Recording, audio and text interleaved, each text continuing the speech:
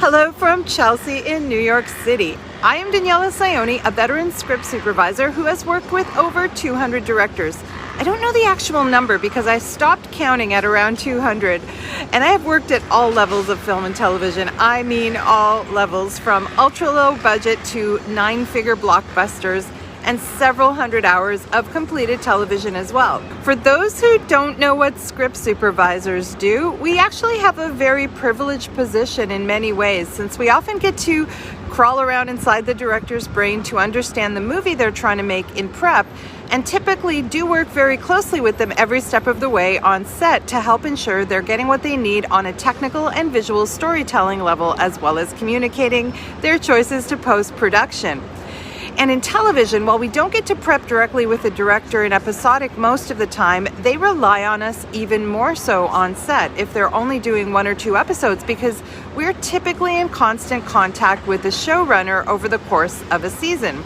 I've been fortunate enough to work with some brilliant first-time directors and some brilliant veterans.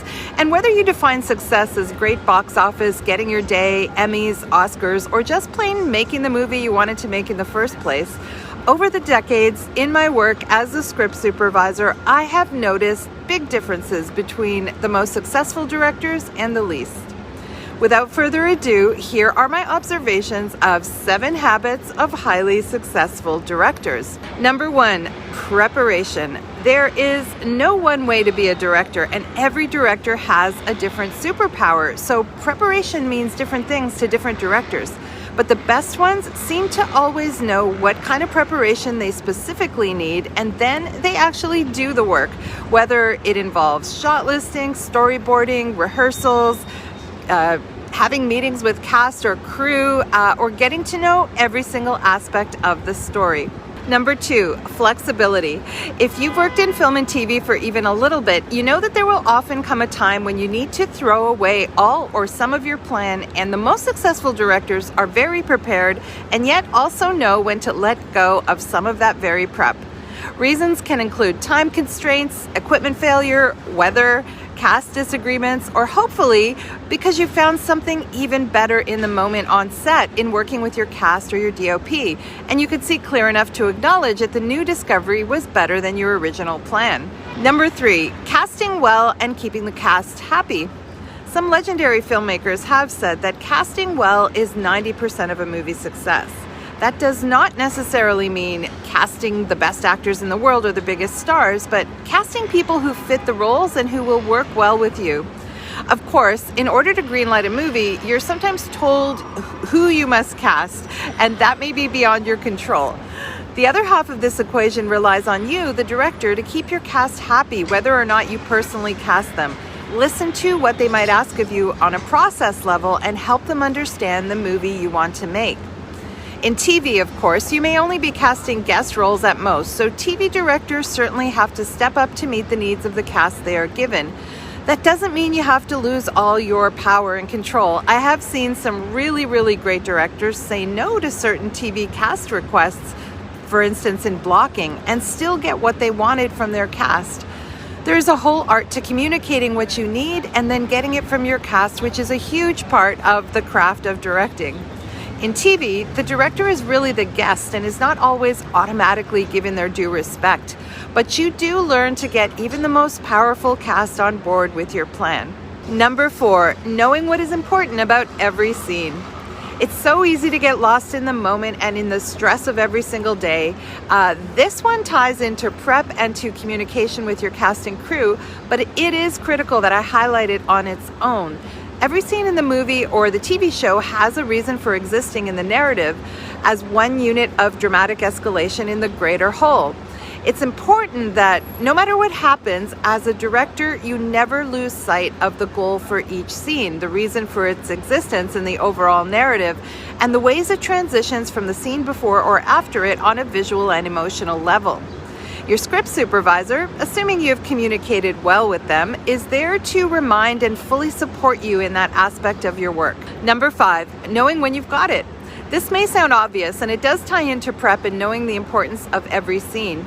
But why do so many directors keep shooting long after they got their great take or the coverage they need for their scene, costing them time and money and sacrificing another scene scheduled later in the day? I know this is in part because you never truly know if you've gotten it until post, and you want to protect yourself to some degree, which is not a bad thing, especially in my medium of comedy. Just don't lose the plot in the meantime. Being a director is hard, guys, and the best ones do balance some degree of protecting the edit with knowing when they can move on. Number 6, trusting your team.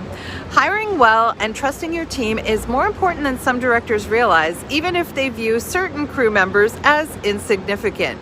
I hope you're not that kind of director. All the greats I have worked with understood loud and clear how every single cog in the wheel serves the whole. Once the team is hired, the very best directors I've worked with trust their team. They don't second guess or micromanage specific departments. If you're taking precious time out of your day to micromanage someone else's department, you are losing time to manage your own.